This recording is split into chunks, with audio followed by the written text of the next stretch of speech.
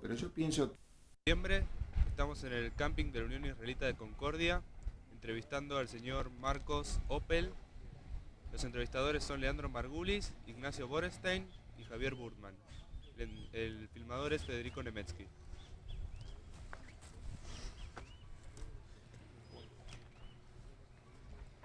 Bueno, gracias, ¿estás? señores. ¿Estás? Bueno, para empezar, ¿te podrías presentar?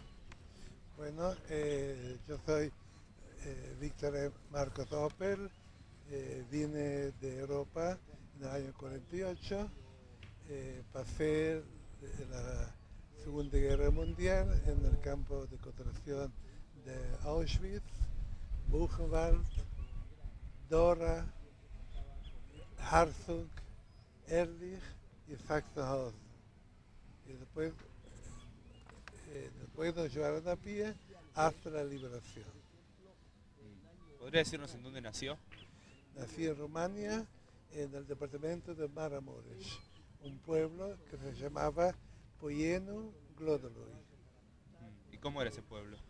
Un pueblo donde había unos 300, 400 judíos, un pueblo aislado donde nunca podía llegar ni un coche, ni una moto, ni un camión.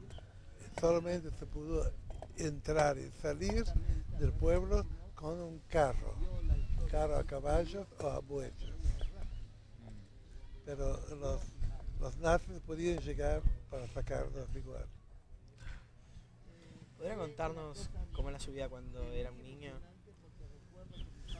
Bueno, estuvimos muy felices estando de niño allá, porque a pesar que vivíamos en la pobreza, pero teníamos muchos chicos había, porque cada familia tenía entre 8 y 18 chicos. Sí. Nosotros éramos 8 en mi casa y éramos la familia más pequeña del pueblo. Y cuando empezó toda la propaganda nazi, el movimiento nazi, ¿usted qué sintió? Había leyes discriminatorias contra los judíos, pero no tocaba, nunca se escuchó que haya matado a un judío en Hungría.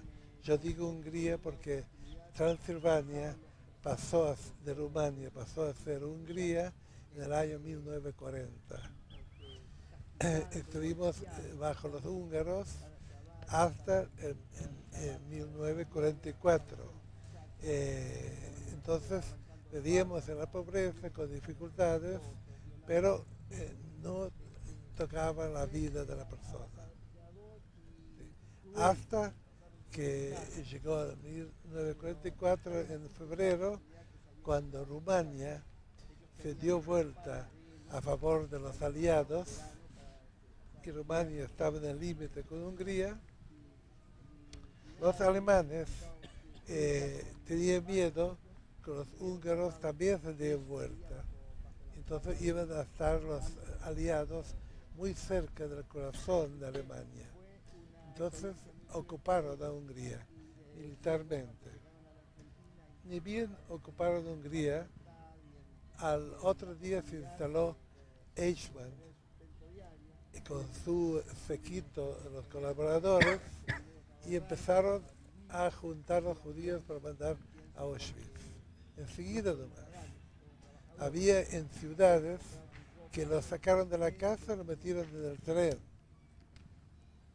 A nosotros demoraron para llevarnos al tren porque nos sacaron del pueblo, nos llevaron a un gueto que se llamaba, donde se juntaban, donde había una estación de tren. Entonces se juntaron de muchos pueblos en el pueblo donde había estación de tren, y cuando consiguieron los vagones necesarios para llevarnos a Auschwitz, entonces nos sacaron, nos metieron a todos para llevarnos.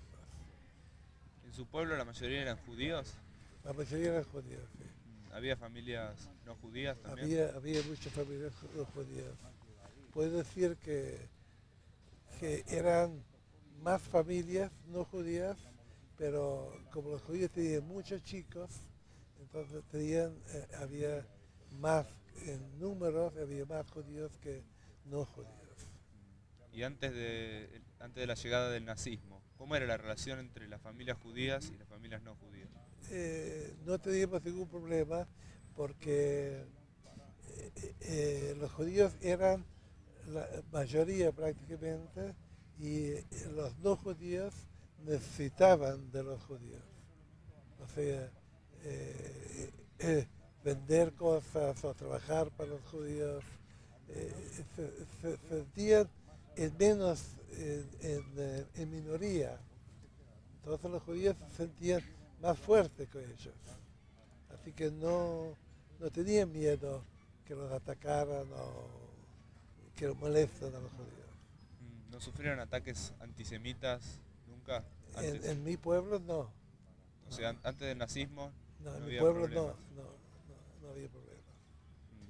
Mm. Gritaron, cuando a los judíos gritaron judíos a la horca, judíos al diablo, los judíos son brujos, dijeron muchas veces. Además, cuando salieron de la iglesia, tiraron piedras contra las casas judías. Pero tiraron y se escaparon, o sea, no se enfrentaron nunca con los judíos. ¿Y cuál fue la actitud de las familias no judías una vez que llegaron los nazis? Cuando nos sacaron del pueblo, nosotros Sí. bailaron en las calles durante una semana, hicieron fiesta. ¿Qué sintió usted cuando lo sacaron de su pueblo? No sabíamos nada a dónde nos lleva. ¿Tenía miedo? No teníamos miedo. Prácticamente, como no sabíamos a dónde nos lleva, y como nos llevaron todos juntos, no podíamos creer, nadie sabía que lo irrisorio, lo más terrible es que no había información a dónde llevaban los judíos. ¿Qué les decían la gente que los llevaba? Primero, querían que los judíos estén en un solo lugar. Entonces nos llevaron a un lugar, a un pueblo más grande, donde los judíos estén concentrados, no estén mezclados con los otros no judíos. Y cuando nos llevaron para el tren, nos decían que nos llevan para un lugar que es destinado para los judíos, un lugar autónomo, que van a vivir bien allá, van a tener de todo, van a tener trabajar, van a tener bastante comida, no van a sufrir de no tener poca comida como tienen en este momento. Sí. Como no había nadie quien diga, no había en Hungría, en el año 44, cuando ya y estando a la frontera de Hungría, de Auschwitz, era más o menos de 100 kilómetros. Y no se sabía. Había judíos que vivían en la frontera con Polonia, porque estaban en el límite. Hungría tenía frontera con Polonia. Y no se sabía. No solamente vamos a ver en los pueblos no sabíamos, no sabían tampoco en las ciudades grandes. Y se dejaban llevar, nadie se escondía, porque se podían haber escondido el 80% de las personas, escondido, escapado en las montañas. En mi pueblo no hubiese llevado a ningún judío, porque nos metemos en los bosques, y nadie entra en esos bosques para poder encontrarnos. Sí. Así en muchos pueblos, todo ese territorio en Transilvania, muy montañoso, con muchos bosques, y era ya primavera, ya era allá en Europa. Y así que no hubiese habido problema en comida tampoco, porque había muchos alimentos silvestres que se comían, frutillas, bluebirds, había muchos que crecieron temprano y sin ningún, sin ningún problema de conseguirlos. Sí. ¿Y usted supo de algún conocido suyo de su familia que se haya escondido y se haya salvado? No, allá no se escondió nadie. Nadie. ¿Cuántos eran en su familia en ese momento? Éramos 6 y los padres. Y cuñadas, primos, tíos. En total éramos más o menos 80 y algo, con todos los familiares allegados. ¿Y estuvieron juntos durante todo lo que pasó o los separaron? Hasta nos llevaron juntos en el mismo vagón a Auschwitz. A todos los hermanos y a los padres se los pusieron en el mismo vagón. Sí, sí. Y a los cuñados y a otros miembros de la Todos familia, los chicos, todos en el todos el mismo mismo vagón, sí. Sí, lo pusieron. Tenía un hermano mayor que se murió en el campo una semana antes de la liberación. Se murió en Bergen-Belsen, o sea, en el lugar donde murió Ana Frank. Sí. Y cuando vio, él estaba escondido en el campanario de la iglesia. Se escondió por pensar que no quiso irse del pueblo. Entonces se escondió en el campanario. Cuando vio los bailes y las fiestas que hicieron los dos judíos en el pueblo, le agarró una tristeza tan grande que una noche se fue y se vino al gueto. No pudo tolerar eso lo que pasó. ¿Cuánto tiempo estuvo usted en un campo de concentración? 1 año, 2 meses. ¿Y cómo vivió ese tiempo? Bueno, para saber cómo uno pudo vivir es cuando entré al campo tenía 78 kilos y cuando me liberaron tenía 38. ¿Cómo fue el viaje en tren? En tren era terrible el viaje porque 5 días nos llevaron al tren. Sin comida, sin agua y sin baños. ¿Había alguna forma de arreglárselas o hacían algo para poder sobrevivir?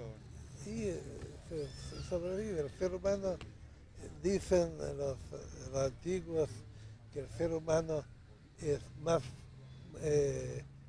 fuerte que el hierro y más débil que una mosca. En Yiddish se dice eso. No sé si entienden Yiddish.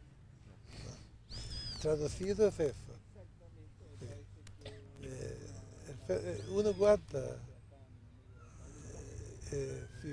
Si aguanté con 38 kilos, habrá tenido un poquito más de caminar 600 kilómetros, pero caminamos esos 600 kilómetros porque el que no pudo caminar lo mataron en el camino. Fue la famosa marcha de la muerte. O sea, de los 40 o 50 mil que nos sacaron del campo caminando, no quedó ni la mitad. Continuamente el que no pudo caminar, le pusieron en la banquina, le tiraron a tiro en la nuca y lo dejaron tirado. Y seguir adelante. Entonces, cuando vimos eso, cada uno tenía miedo. Trató de seguir adelante, seguir caminando. ¿Su familia llegó entera? A Auschwitz. Sí. En Auschwitz nos sacaron 3 hermanos éramos. Los demás nos llevaron directamente a la cámara de gas. Estaba mi hermana, una hermana, tenía 18 años. Al bajar de los vagones, le dice una concuñada mía, dice, llevaba una nena, era nena de una hermana mía, porque yo no puedo llevar los dos, no puedo llevar. Entonces mi hermana, ¿cómo no lo va a llevar? le llevó. Entonces le llevaron directamente a la cámara de gas. Porque los madres que tenían chicos en el brazo no los eligieron para el trabajo, sino los llevaron directamente a la cámara de gas. ¿Y cuándo se supo que había pasado? ¿Qué había pasado de eso? ¿Qué había pasado, digamos, lo que resultó ser una cámara de gas? Bueno, yo me enteré de eso dentro del campo. Y al principio no quise creer. Todo el tiempo no quise creer. ¿Se sabía sobre las cámaras de gas ¿Cuándo? dentro del campo? Dentro del campo ya sí.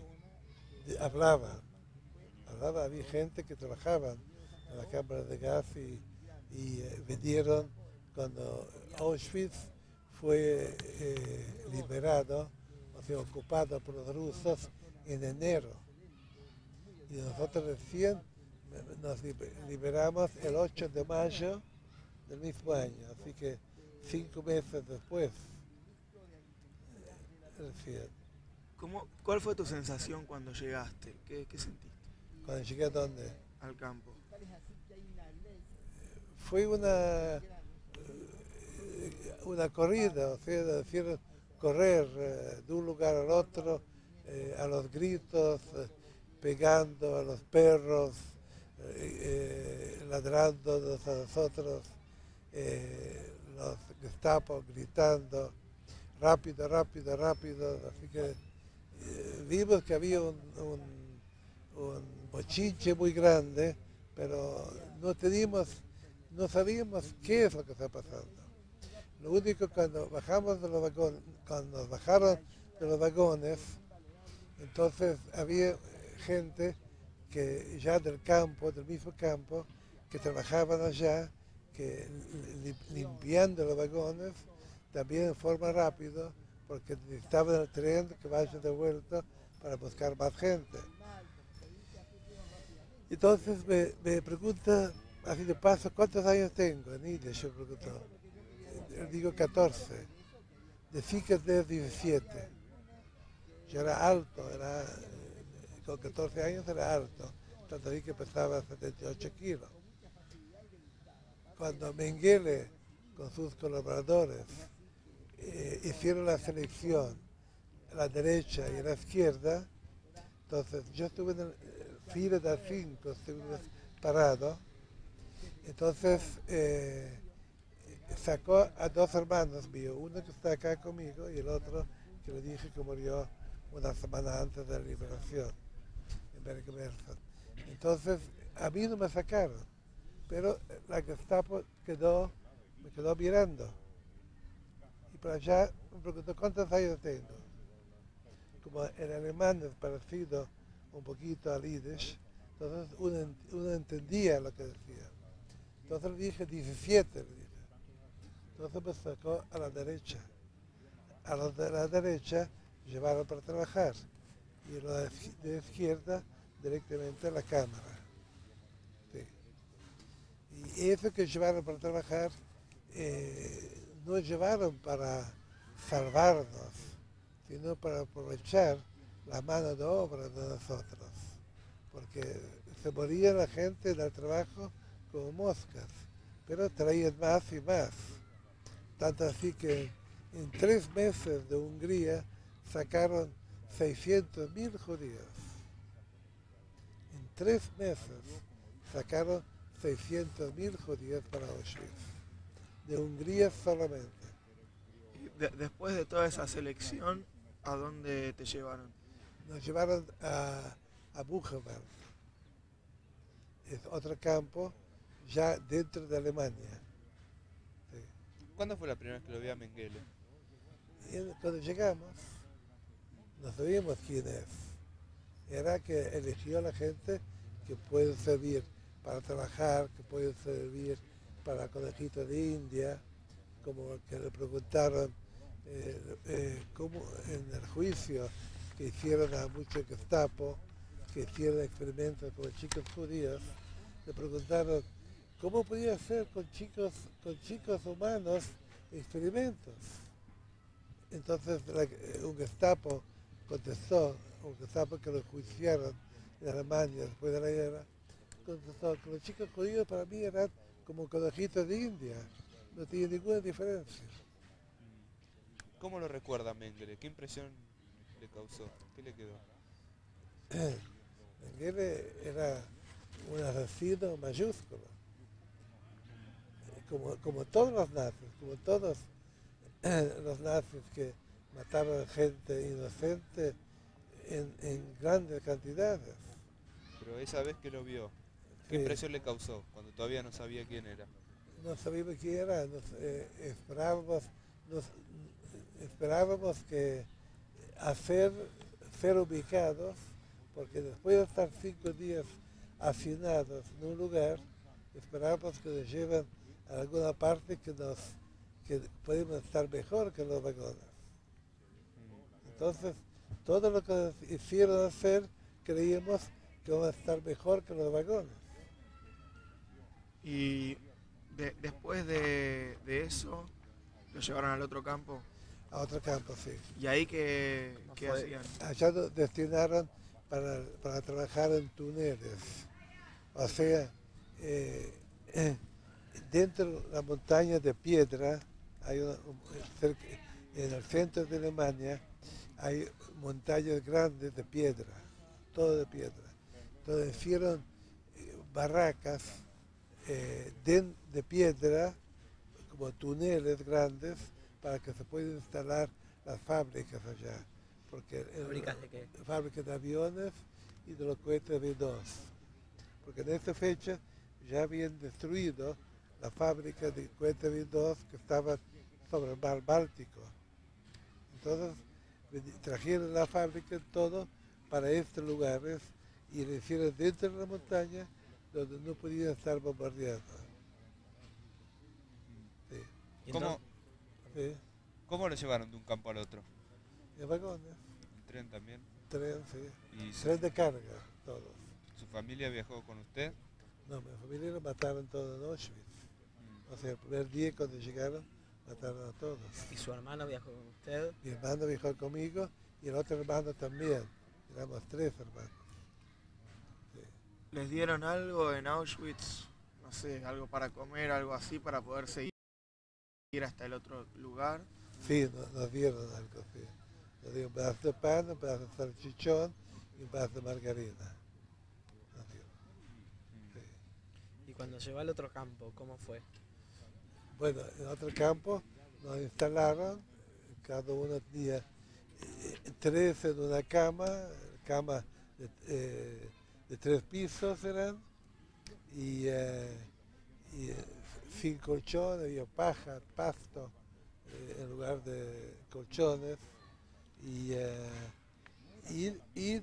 todas las mañanas temprano nos despertaron y nos llevaron para trabajar más o menos 8 kilómetros era en trencitos, vagones pequeños abiertos.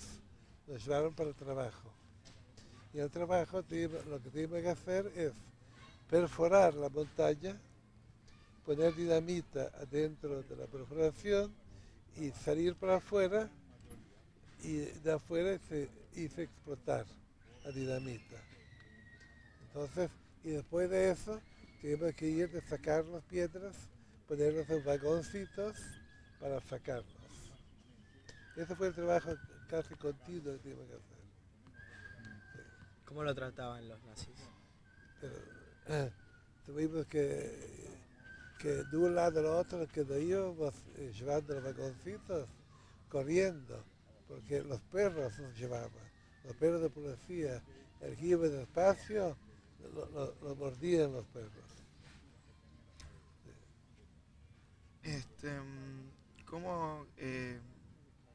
¿Cómo fue la relación con los nazis y tuvo que haber mucha gente morir así?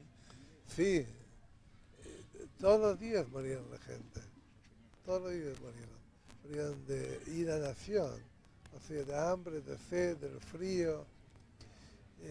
¿Había enfermedades? Había muchos piojos, además. Sí, muchísimos piojos. ¿Y había tifus? No había tifus. No había. En este lugar no había, pero en otros lugares sí había. ¿Había algún tipo de atención médica?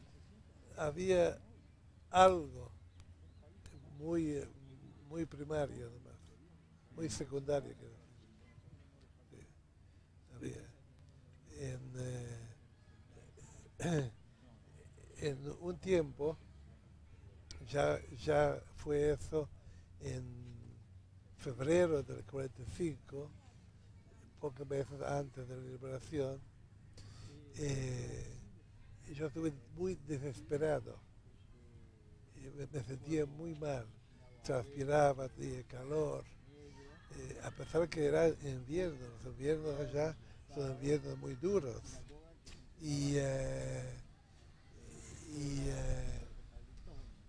Me sentía mal, estuve desesperado, no sabía qué hacer.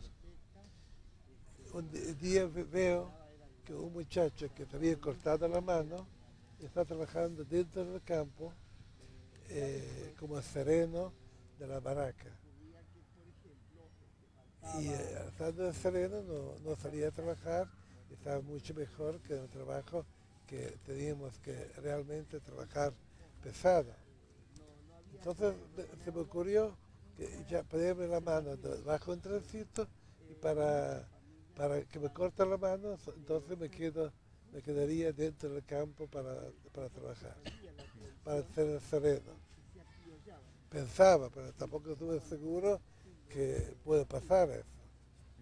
Pero cuando llegó el trencito, yo me sequé la mano y me dejé los dos dedos, mira que me tengo deformado todavía la uña acá. Esos dos dedos, me dejé eso, ver distinto un dedo con otro. Sí. Sí. Bueno, entonces me sacó las dos uñas de eso y con eso me dejaron dentro de la baraca, en una baraca de curación. Pero a la semana ya estuve curado de eso. Pero yo no sabía cómo hacer para que no me lleven a trabajar. Uno dice que un chico de 14 años todavía es muy joven y no sabe muchas cosas. Pero un chico de 14 años, 13, 14 años, es muy inteligente, sabe lo que quiere y sabe defenderse también. Pero los padres le tienen como un nene todavía, entonces no le dan la categoría que se merece muchas veces. Entonces, digo eso porque lo que yo hice para salvarme muchos grandes no lo hicieron. Me conseguí una venda de Cambridge. ¿Una? Venda de Cambridge. Esa venda que se pone sobre las heridas. La lavé bien en blanco y cuando vinieron los enfermeros de curar y para dar de alta, entonces juntaron la baraca de curación y tenía 3 compartimientos. Entonces llevaron a todos a un compartimiento. En el medio estaban los enfermeros que curaban y daban de alta a los que podían ir a trabajar ya. Y después de curar, los mandaron al otro compartimiento. ¿Yo qué hice? Cuando estuve en el primer compartimiento, me vendé la mano con la venda bien lavada, blanca, me la puse y llegué del medio, pero no me fui a curar, sino me zambullí para ir al otro lado, al otro compartimiento. De nuevo. ¿Qué? Volvía de nuevo al otro Al compartimiento. otro momento que pasaron todos los que estaban curados. Ya. Sí. ¿Entiendes? Entonces, esto yo lo hice durante 2 meses. Lo hice yo. ¿Y cada cuánto era que pasaba la gente? 2 veces por semana, más o menos. Entonces me pasé 2 meses así. ¿Nunca lo descubrieron? No me descubrieron porque después de 2 meses llegaron ya los aliados y había que evacuar ese campo y me llevaron a Sachsenhausen. Me llevaron. Así que en ese interín me salvé, porque tuve que ir a trabajar más y tenía la fuerza suficiente para después poder caminar, porque en Sachsenhausen donde estuvimos 5 o 6 días y ya llegaron los rusos y había que evacuarlo otra vez. Después nos llevaron caminando. ¿Usted piensa que si no hubiera hecho el truco ese de pasar de compartimiento, no hubiera sobrevivido? No hubiera sobrevivido porque cuando nos llevaron para Suecia, lo primero que llegamos a Suecia, estuvimos en la cuarentena, nos llevaron. Y de ese lugar nos hicieron todos los estudios y radiografías. A mí me encontraron pleurología, tuberculosis. Y yo supongo ahora, me doy cuenta bien, que esto que yo sufrí, transpiraba, fiebre y mucho calor, y sentirme muy débil, era por la fiebre, por la pleurología. Y si yo hubiese seguido trabajando, no hubiese aguantado. ¿Cómo conseguiste esa venda que te ayudó? Porque estaban tirados, porque después de las curaciones, todas las vendas que curaban le pusieron en un canasto grande. Y las enfermeras se fueron y quedaron allá. Entonces hace que le pidieron a llevar con la basura. Entonces me conseguí una, la lavé bien y hice eso. ¿Y qué les daban para comer? ¿Cómo era la hora del almuerzo? ¿Qué les daban para comer? Almuerzo no había, desayuno no había, solamente de noche cuando llegábamos del trabajo nos dieron una sopa y un pedazo de pan negro con un pedazo de salchichón y margarina. Entonces uno comía la sopa, medio pedazo de pan que nos dieron, medio, la otra mitad lo guardamos para el otro día. ¿Todos hacían eso o hay algunos que se comían el pan entero? No, la mayoría hizo eso, porque al no tener comido todo el otro día, no podían aguantar. Pero muchas veces se robaban el pan uno al otro. Ese fue el gran problema. Pero había que cuidarlo muy bien. ¿Cómo hacía para guardar el pan hasta el otro día? Y lo poníamos dentro de la camisa, escondido. ¿Estaba permitido? No, Sí, estuvimos en la baraca, ya estaba en la baraca, no estuvimos bajo revelación, que nos revisen lo que hacemos, lo que tenemos. ¿Dónde vivían y dónde era que comían? Dentro de la baraca tenía un hall adelante y allá nos repartían la comida. ¿Qué vendría a ser la baraca? Un gran, La barraca. un quincho como esto, dividido cerrado, con ventanales y dividido en secciones. En esto se puso las camas y allá uno dormía. ¿Había prisioneros no judíos? Sí, donde yo estuve había muchos prisioneros no judíos. Había muchos polacos, ucranianos, hasta chinos había, españoles, franceses había. ¿La mayoría eran judíos? No, donde estuve yo no era la mayoría judíos. ¿Y había alguna mayoría o era un poco...? Había muchos polacos y ucranianos. Ellos eran la mayoría. ¿Y eran prisioneros de guerra? Prisioneros de guerra y gente que contrarios al nazismo y a la gente que cazaban por la calle para llevarlos a trabajar. Sí. Y ellos mismos, lo que yo noté, lo que notamos, los peores antisemitas del mundo, puedo decir, son los ucranianos y los polacos. ¿Por qué? Son terribles, antisemitas al máximo. Contra los judíos ya se criaron con el antijudío adentro ya. Sí. Una pregunta, Sí. ¿por qué usted no tiene las marcas? Porque las marcas lo tenían solamente la gente que trabajaba en Auschwitz.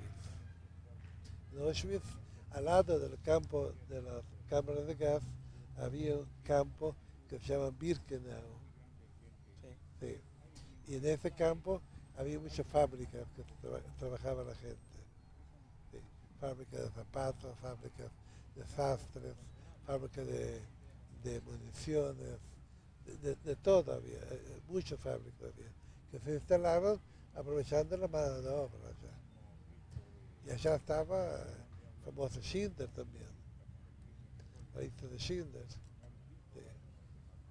Pero la gente que trabajaba con Schindler era gente que Schindler los cuidaba, porque él los enseñaron a trabajar con él en la fábrica y no querían que los cambien. Él buscaba en darles comida para que no se mueran y que puedan trabajar. Sí, porque enseñando a la gente para trabajar en una fábrica demora, cuesta. Entonces no permitía que los vayan cambiando como acostumbraban los alemanes, los nazis. Los sacaban después de trabajar un mes o dos, los llevaron a otro campo o para matarlos a la cámara de gas y llevaron otros. Pero Schindler no dejó eso. Tenía los 1000 y algo operarios que no les dejó que se los saquen para que aprovechar la mano de obra barata de ellos. ¿Y alguno tuvo algún diálogo, pelea o algo así con algún oficial? No podía tener.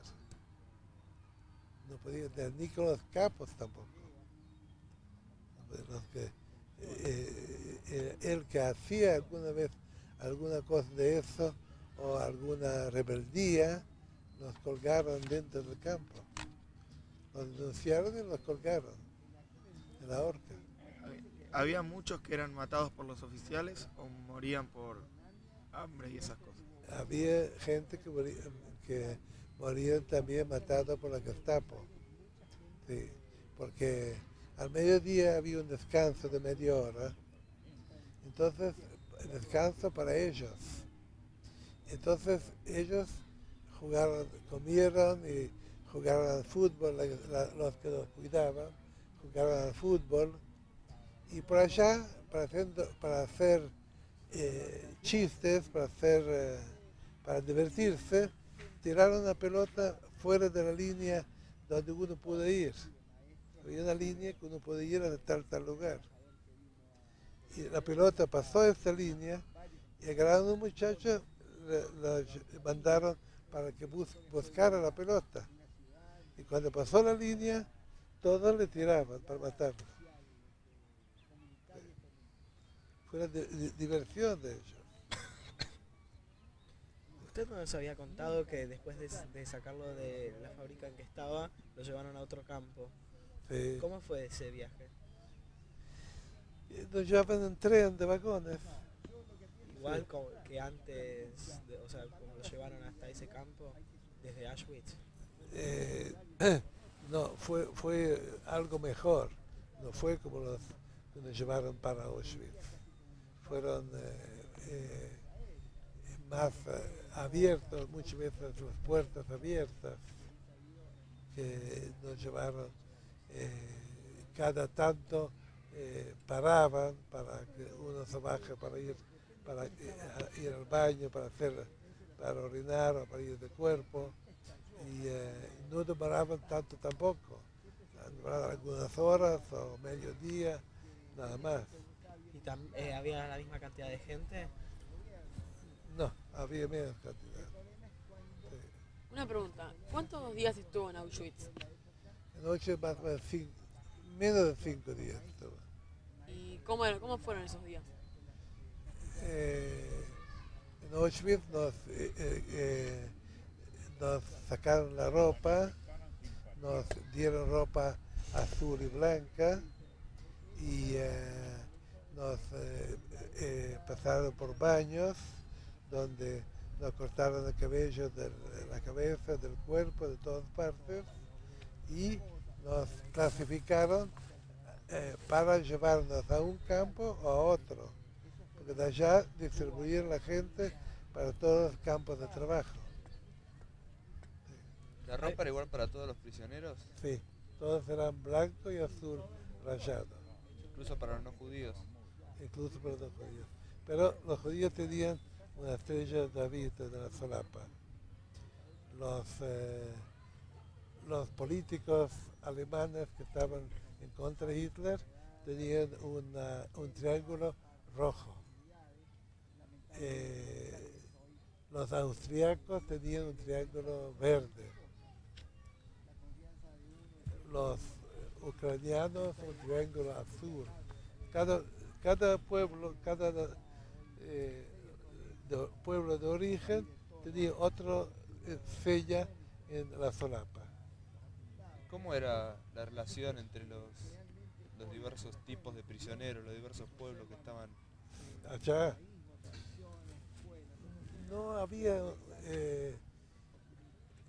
muchas veces dentro del trabajo, dentro de la barraca donde nos cuidaban, no podían hacer nada. Pero muchas veces para ir al baño en el trabajo, cuando nos permitieron ir al baño, los judíos se juntaron entre varios, porque dentro de los baños, si nos agarraban los ucranianos o los polacos, nos pegaban, nos insultaron, nos tiraron agua, nos tiraron pichillo, cualquier cosa en contra de nosotros. Entonces íbamos siempre 3 o 4 judíos para defenderse, uno del otro. Y internamente entre los judíos se ayudaban, ¿cómo era la relación? Sí, pero era muy poco lo que se pudo ayudar uno al otro. ¿Cómo eran los baños? Los baños eran piezas grandes que estaban afuera de las barracas donde trabajábamos, afuera de los túneles. Sí. Pero ¿cómo eran? Estaban, no sé cómo eran los inodoros, cómo... Sí, había inodoros, y lugar para hacer pichí, y lugar para sentarse. ¿Estaban separados uno de otro o no? Sí, separados. Estaban separados. Sí. Cuando lo liberaron a usted, o sea, el viaje, ¿cómo fue que decidieron venir a Argentina? Bueno, cuando nos hicieron Sigue. cuando nos hicieron caminar, después de caminar 600 kilómetros, en la gran cantidad que éramos, adelante, los que caminaban adelante empezaron a gritar. Yo estuve más o menos atrás y nos asustamos, creíamos que pasaba algo. La columna de adelante ya había recibido a los soldados americanos.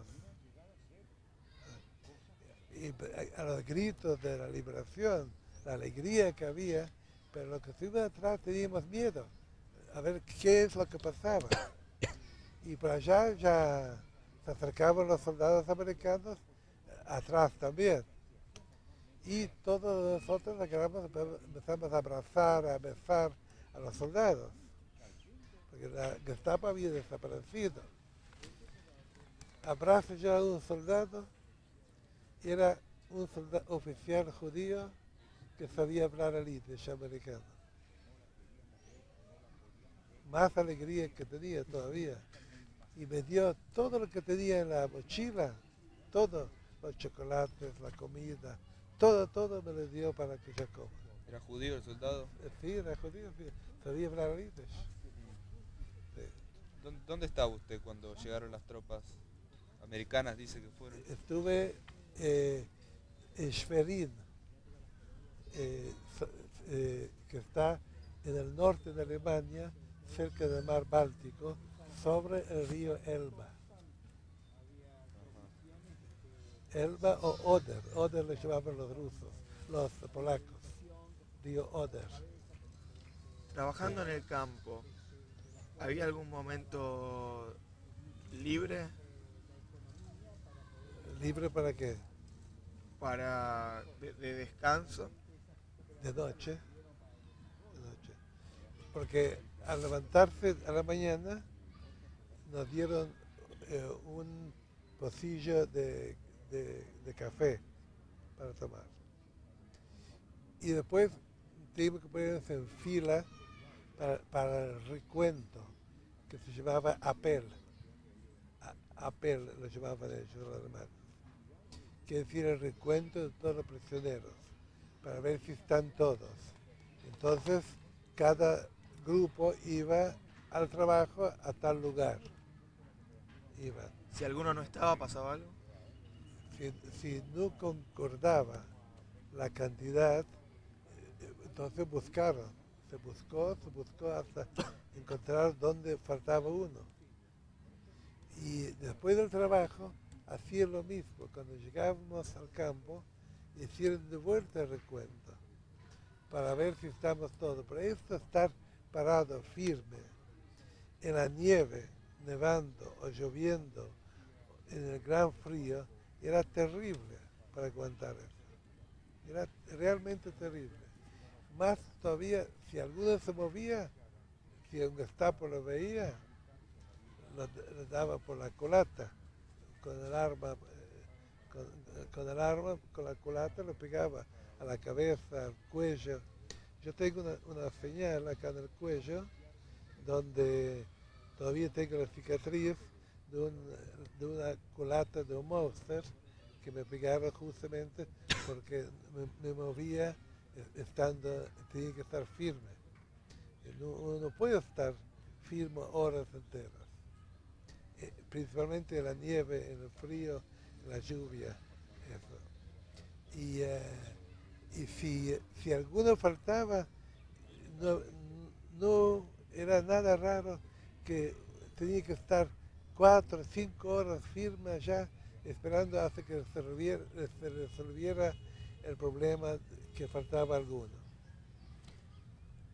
¿Había alguna diferencia en el trato de los oficiales nazis respecto de los prisioneros judíos y de los prisioneros no judíos? Siempre había diferencia.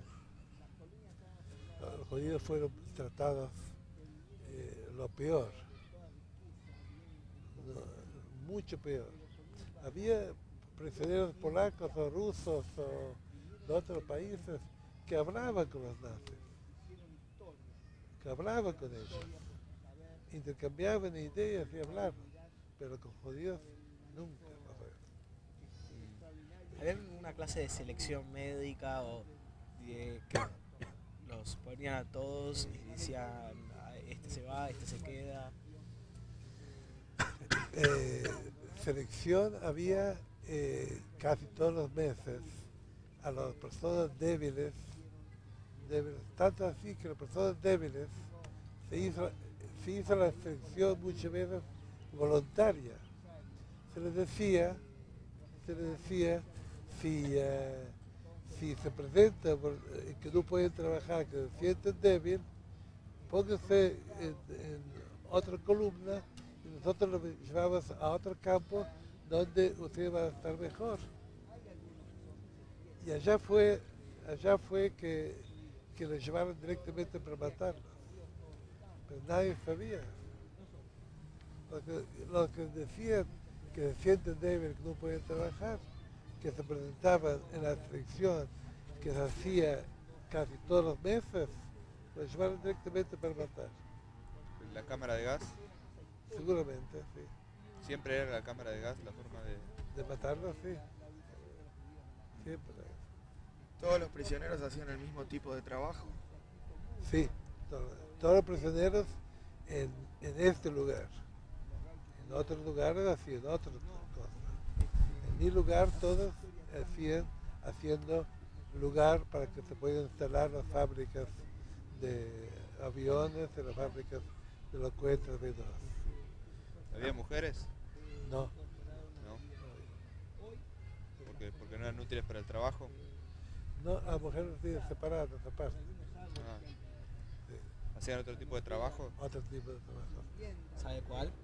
¿Eh? ¿Sabe cuál tipo de trabajo? Y distintos, modistas, de sastrería, de cosas más distintas, ¿sí? Distintos trabajos. La mayoría de los prisioneros matados eran judíos. En el campo de trabajo, Sí. en el campo de trabajo, no puede decir eso. Sí, no, generalmente ellos mataban los que tenían la estrella de David. A los otros creo que no lo hicieron. ¿Los no judíos hacían otro tipo de trabajos o No, el trabajaban, mismo trabajo. trabajaban junto con los judíos? ¿Les Trabajaban exigían juntos. más a los judíos? ¿Cómo? ¿Les exigían más a los judíos? Sí, estaban maltratados, distintos. Eran tratados en forma muy diferente que los otros. A la noche, cuando ya había terminado el tema de trabajo. Sí. Nos dieron, nos dieron la ración de comida y uno se podía acostar. Sí. Y cuando se iban a acostar, se solía charlar entre ustedes. Más o menos, ¿Y de qué charlaban?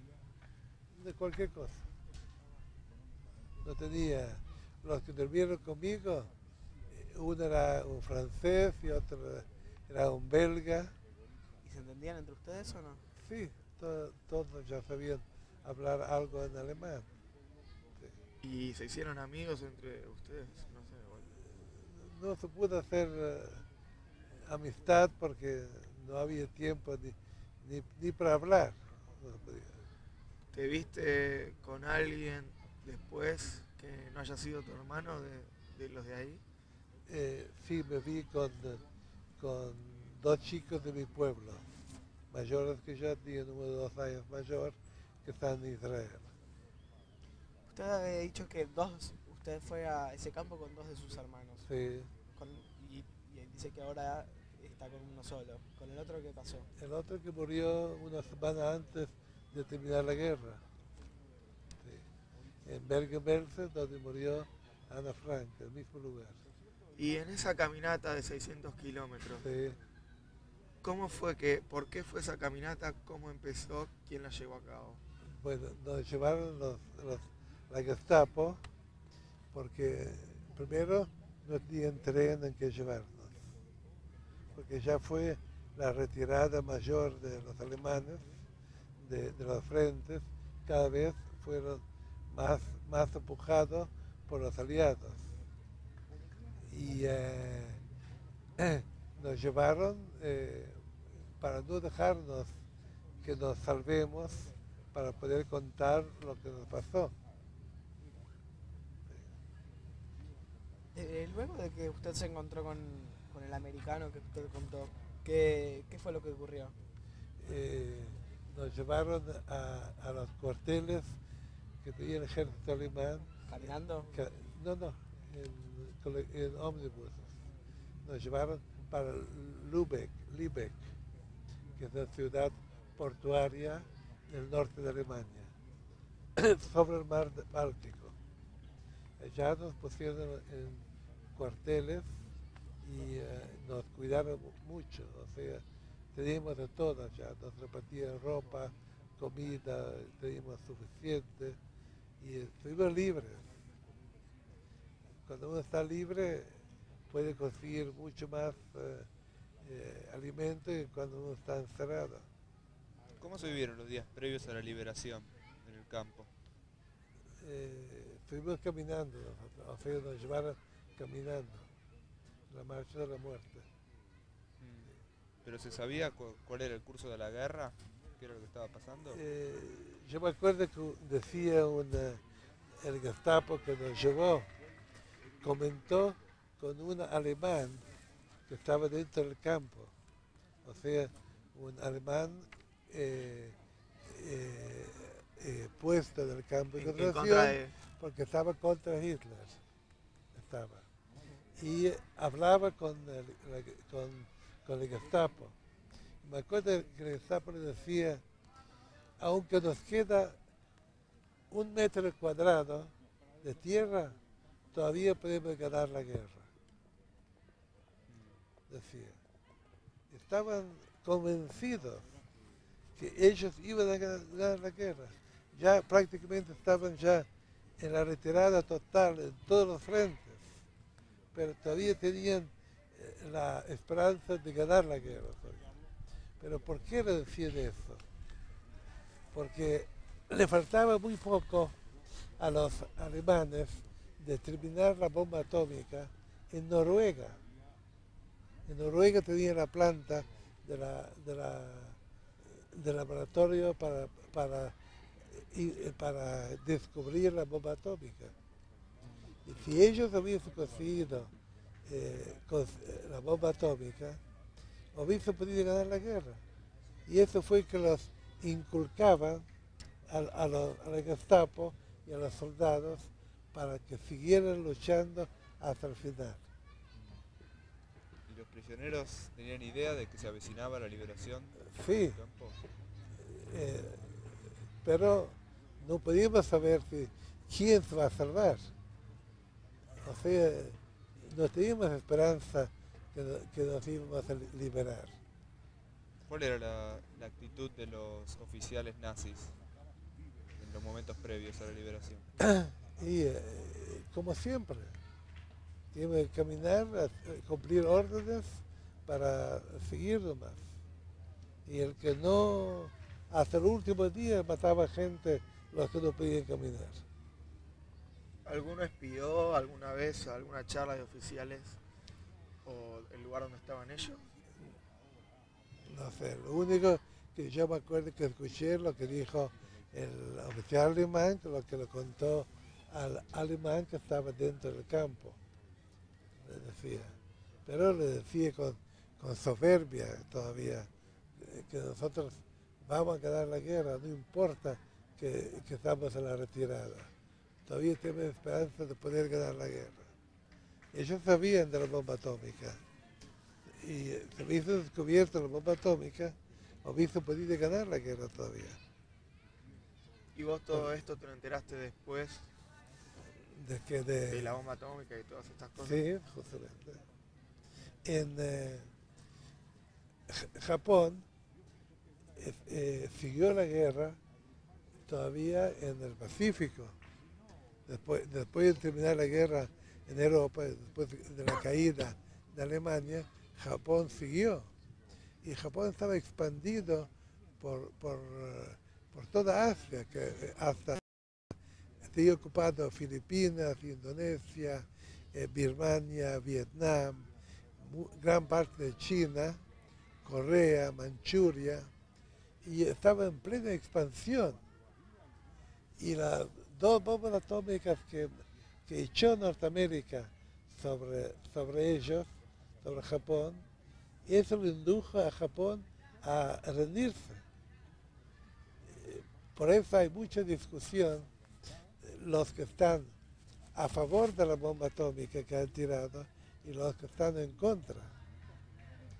Los que están a favor de la bomba atómica que tiraron dicen que si Norteamérica no hubiese tirado las 2 bombas atómicas, Japón para ganarle a Japón, hacerle rendir, hubiese costado mucho más, hubiese muerto mucho más gente de los que murieron con la tirada de bomba atómica. ¿Alguna vez escuchó algún comentario despectivo de los oficiales en contra de los japoneses o algo así? No, los japoneses eran aliados de Alemania. Sí, pero quizá por el tema de la raza aria y todo eso. Sí, no, nunca. Después, cuando... Sí, así es. Sí, Sí, así. no. Cuando ustedes estaban en los cuarteles ya de los aliados, Sí. luego de eso, ¿qué ocurrió? Nos llevaron para Suecia. La Cruz Roja Sueca nos llevó para Suecia. ¿En ¿Cómo qué? viajar? ¿En avión? No, en barco. Sí, en barco nos llevaron. que en Suecia cómo los trataron. En Suecia estuvimos muy bien, muy bien. Estuvimos en Suecia. Nos cuidaron mucho, nos buscaron para curarnos, principalmente a los enfermos, y a los que no estaban enfermos le dieron trabajo para poder subsistir hasta que podían emigrar para algún otro país. ¿Dónde dormían en ese momento? En Suecia, no, como seres humanos, ¿Pero dónde? en colchones, en camas, una cama separada, muy bien. ¿En qué tipo de edificio? Un edificio normal. Pero en hospitales. ¿A quién pertenecía el edificio? ¿A cuerpos sanitarios? A la Cruz Roja. La Cruz Roja de Suecia llevaron 12.000 muchachos, principalmente judíos, llevaron para curarlos. ¿Se acuerdan qué lugar de Suecia? Sí, cómo no. El primer puerto que llegamos fue a Malmö. Después nos llevaron a Lund. Y después de la cuarentena nos llevaron a otros lugares. En distintos lugares según la enfermedad que uno tenía. Y ahí, Pero nos trataron muy bien los suecos nos trataron. ¿Usted se encontró con su hermano en Suecia? No, en Alemania hemos encontrado con él todavía, después de la guerra. Y venimos juntos para Suecia. Sí. ¿Y cómo era el trato por parte de los soldados americanos hacia los judíos No, que eran prisioneros? éramos niños mimados. ¿Charlaban con ellos? Sí. ¿Y qué les contaban? ¿De qué hablaban? Y de dónde éramos, cómo nos sentimos, nos ayudaban, nos daban ropa. A mí me dieron, por ser joven, me dieron un pasaporte aliado, se llamaba, que todavía lo conservo, donde que los aliados, tanto los franceses o los ingleses o los americanos o los rusos, estaban obligados a darme vestimento, comida y alojamiento y locomoción. Sí. ¿Lo tenés acá? No, lo tengo en casa.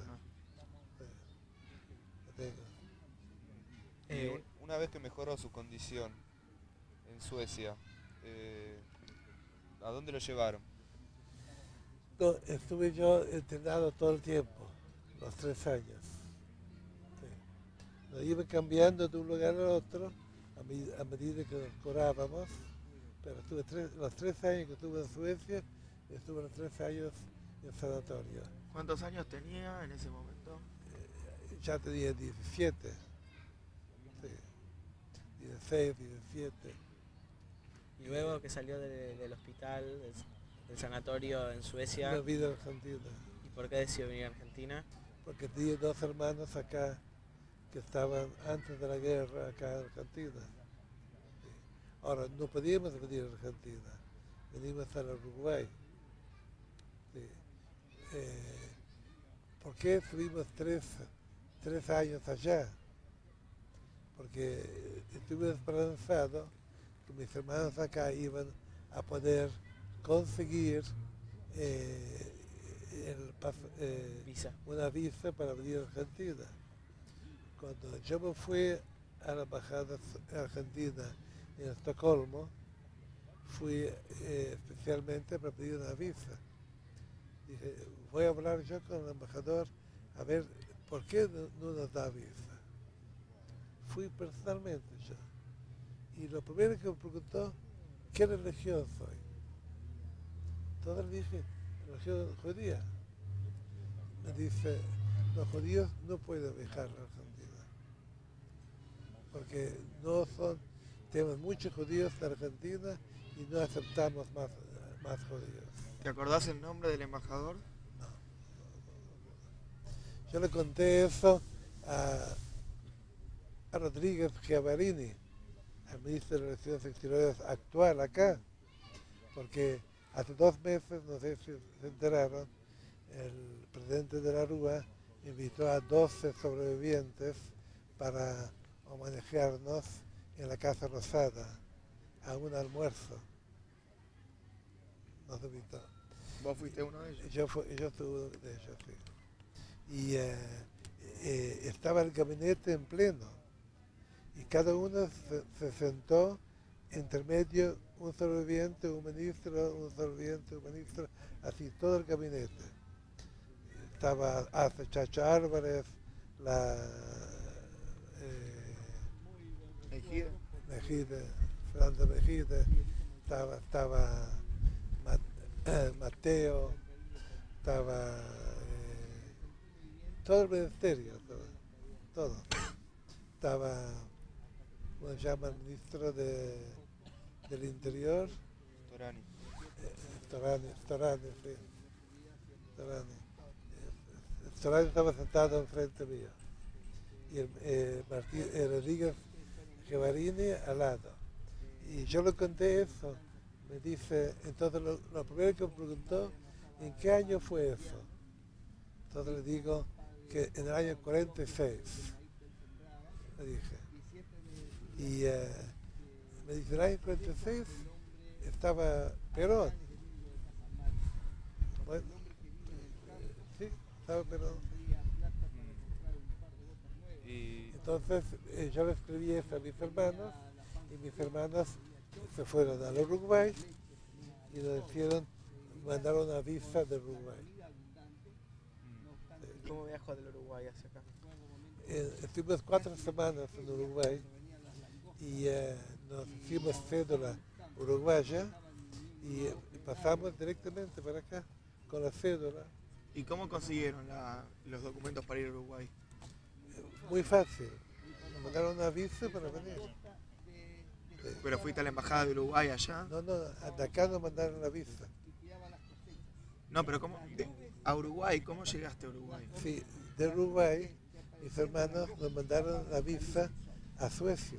Ah, Y con esa visa nos presentamos a la embajada uruguaya en Estocolmo y nos dieron el ok para viajar.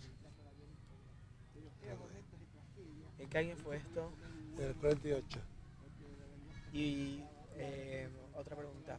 Desde Suecia hacia Uruguay, ¿cómo viajó? En un barco, ¿Recuerda el nombre del barco? Perú. Barco Perú se llamaba. ¿Y cómo era el barco?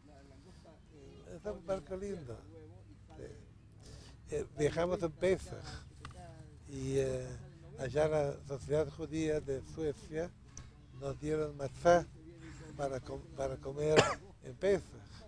Entonces nosotros le dimos eso a la cocina para que nos sirvan ellos todos los días en la mesa.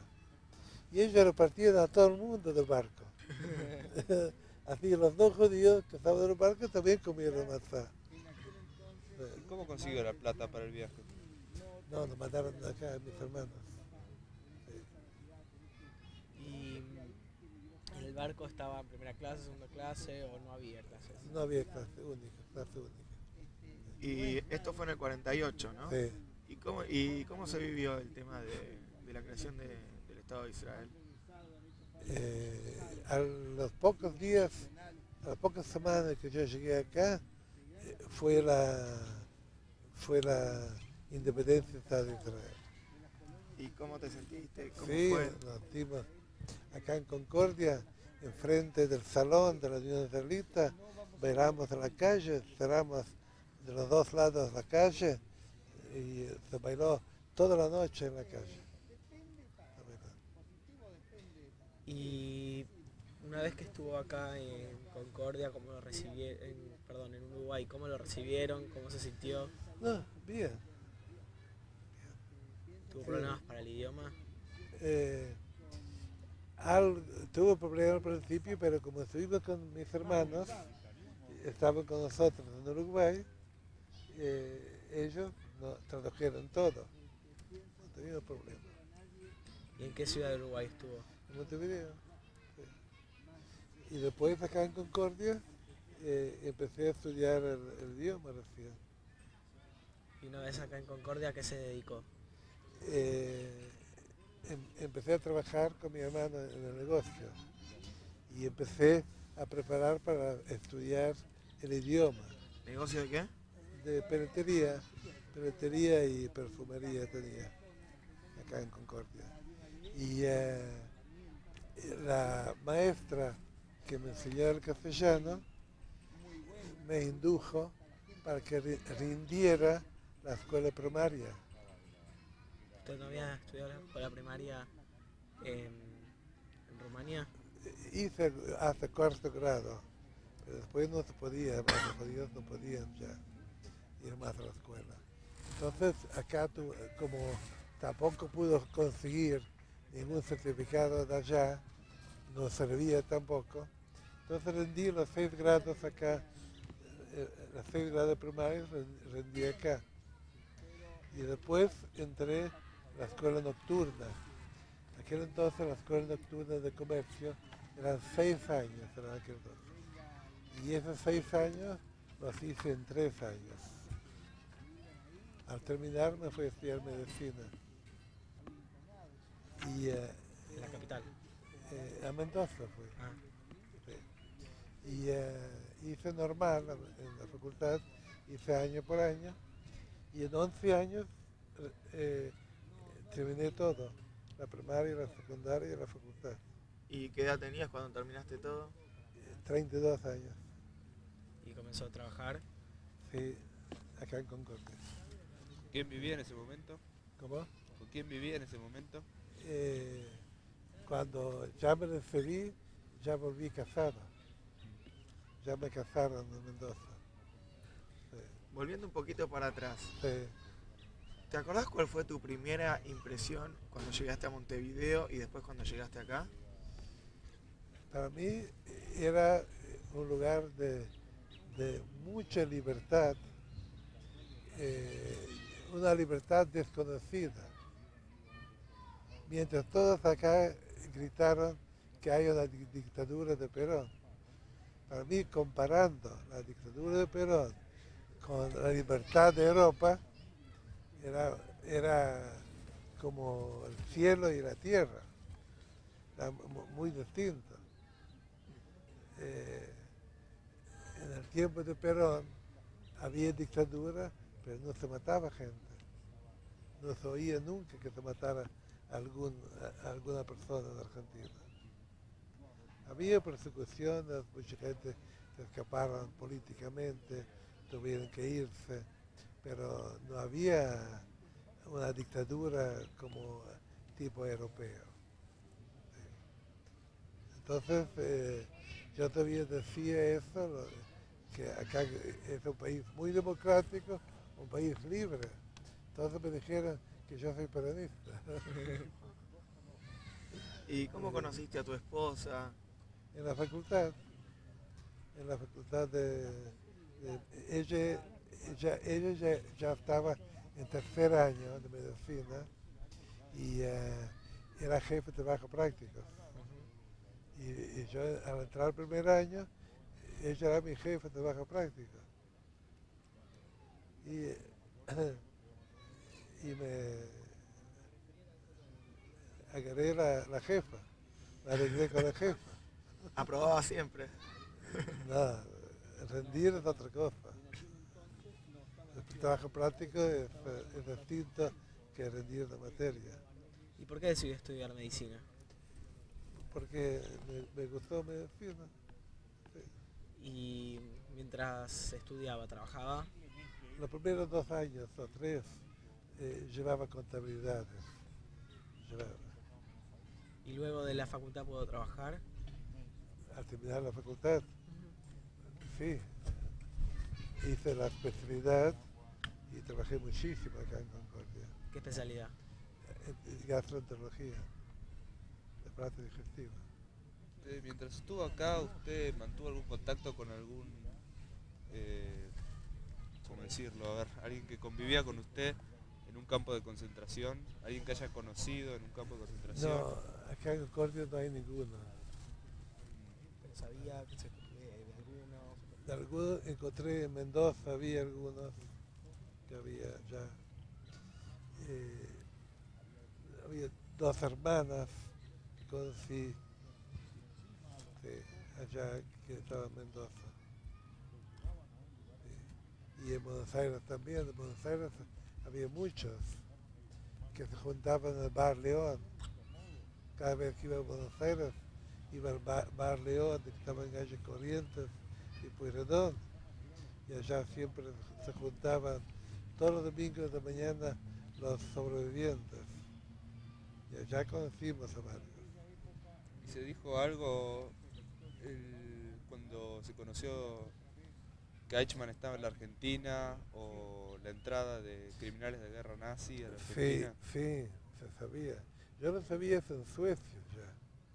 En Suecia nos dijeron, ¿cómo va a viajar a Argentina que es un semillero de nazis que van para allá? Y todos los nazis que se escapan de Europa van para allá. ¿Cómo van a ir a Argentina? Y nosotros venimos porque teníamos la única familia que nos quedó, eran los dos hermanos que estaban acá. Sí. Y una vez acá, en esas reuniones que mantenía, que dice en Buenos Aires, con sobrevivientes, ¿cuál fue la sensación que tuvieron con las noticias de la captura de Eichmann? Cuando capturaron a Eichmann, yo estuve en la facultad. Estuvimos, hasta peleas tuvimos en la facultad con los no judíos, principalmente con los alumnos universitarios comunistas y socialistas. Principalmente con ellos tuvimos discusiones. ¿Por qué?